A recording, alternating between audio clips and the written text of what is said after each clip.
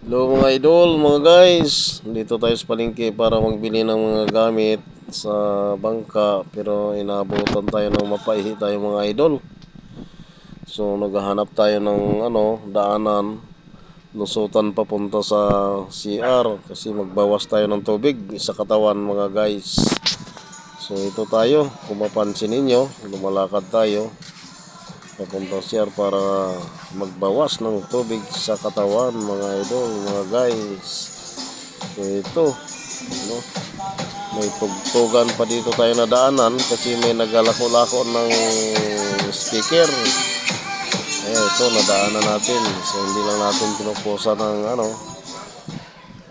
camera. Kaya ito tuloy tayo. Malapit na tayo mga guys sa CR. Ito. Yan, dito na tayo.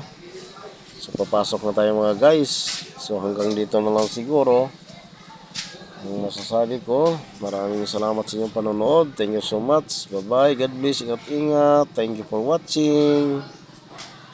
Bye bye.